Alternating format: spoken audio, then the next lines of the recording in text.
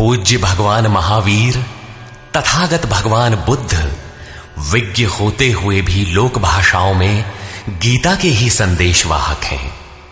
आत्मा सत्य है और पूर्ण संयम से आत्मस्थिति का विधान है, ये गीता का ही विचार है। बुद्ध ने उसी तत्व को सर्वज्ञ तथा अविनाशी पद कहकर गीता के ही विचार को पुष्ट किया है। इतना ही नहीं, अपितु विश्व वाडमय में धर्म के नाम पर जो कुछ भी सार सर्वस्व है, जैसे एक ईश्वर, प्रार्थना, पश्चाताप, तप इत्यादि गीता के ही उपदेश हैं।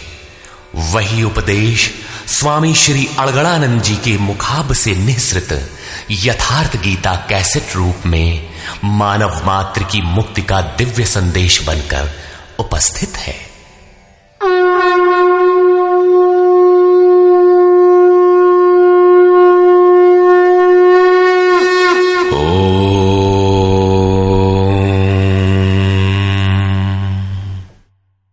श्री परमात्मने नमः।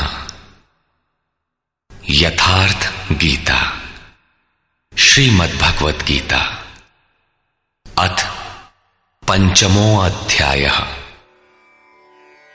अध्याय 3 में अर्जुन ने प्रश्न रखा था कि भगवान, जब ज्ञान योग आपको श्रेष्ठ मान्य है तो आप मुझे भयंकर कर्मों में क्यों लगाते हैं?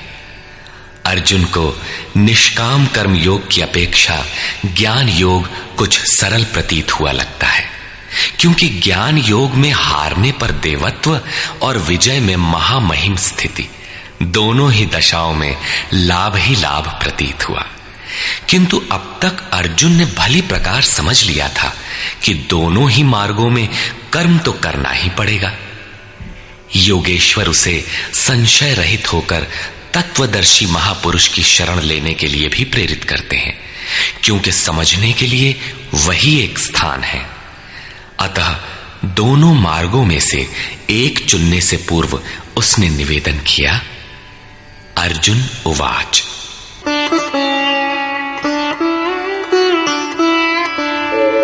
संन्यासं कर्मणां कृष्ण पुनर्योगं च शंससि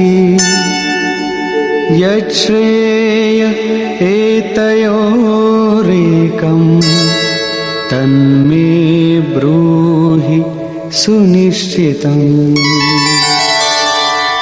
हे श्री कृष्ण, आप कभी संन्यास माध्यम से किए जाने वाले कर्म की और कभी निष्काम दृष्टि से किए जाने वाले कर्म की प्रशंसा करते हैं। इन दोनों में से एक जो भली प्रकार आपका निश्चय किया हुआ हो, जो परम कल्याणकारी हो, उसे मेरे लिए कहिए। कहीं जाने के लिए आपको 2 मार्ग बताए जाए तो आप सुविधाजनक मार्ग अवश्य पूछेंगे। यदि नहीं पूछते तो आप जाने वाले नहीं हैं। इस पर योगेश्वर श्री कृष्ण ने कहा। श्री भगवान उवाच।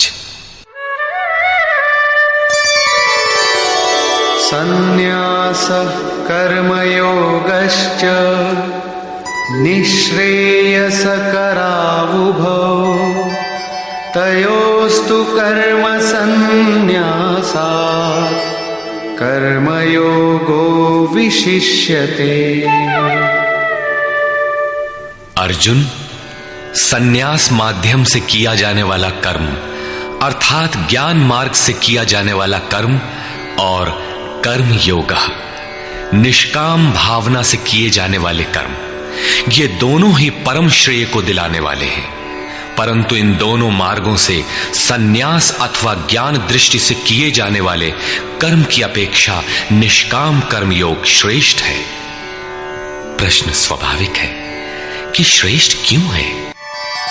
ज्ञेयः स नित्य सन्न्यासी यो न द्वेष्टि न कांक्षति निर्द्वन्द्वो हि महाबाहो सुखं बन्धात् प्रमुच्यते।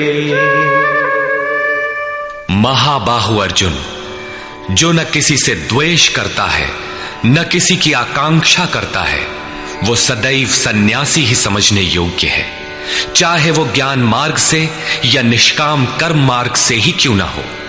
राग द्वेषादि द्वंद्वों से रहित वो पुरुष सुखपूर्वक भव बंधन से मुक्त हो जाता है।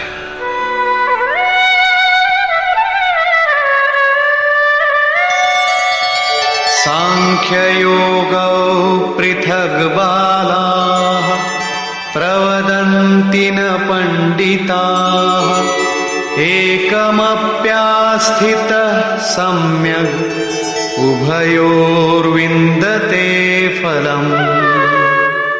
निष्काम कर्मयोग तथा ज्ञान योग, इन दोनों को वही अलग अलग बताते हैं जिनकी समझ इस पथ में अभी बहुत हल्की है, न कि पूर्ण ज्ञाता पंडित लोग।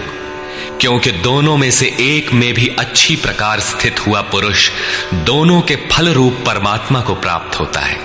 दोनों का फल एक है, इसलिए दोनों एक ही समान है।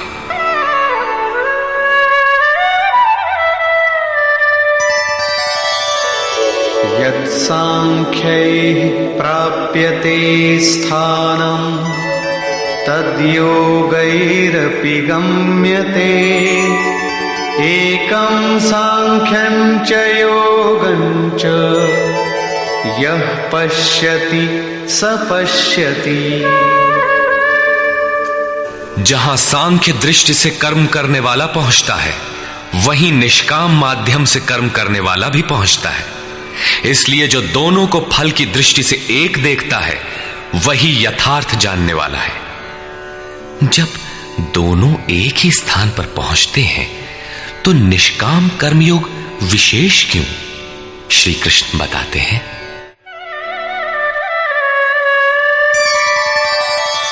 संन्यासस्तु महाबाहो दुःखमाप्तुमयो गतः योगयुक्तो मुनिर्ब्रह्म न चिरेणाधिगच्छति। अर्जुन, निष्काम कर्मयोग का आचरण किए बिना संन्यासः का प्राप्त होना दुखप्रद है। जब योग का आचरण प्रारंभ ही नहीं किया तो असंभव सा है।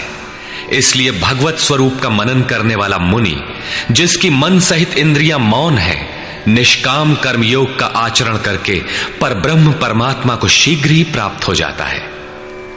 स्पष्ट है कि ज्ञान योग में निष्काम कर्मयोग का ही आचरण करना पड़ेगा, क्योंकि क्रिया दोनों में एक ही है। वही यज्ञ की क्रिया है, जिसका शुद्ध अर्थ है आराधना। दोनों मार्गों में अंतर केवल कर्ता के दृष्टिकोण का है। एक अपनी शक्ति को समझकर हानि लाभ देखते हुए इसी कर्म में प्रवृत्त होता है, और दूसरा निष्काम कर्मयोगी इष्ट पर निर्भर होकर इसी क्रिया में प्रवृत्त होता है। उदाहरणार्थ, एक प्राइवेट पढ़ता है, दूसरा नॉमिनेट। दोनों का पाठ्यक्रम एक ही है, परीक्षा एक है, परीक्षक निरीक्षक दोनों में एक ही है।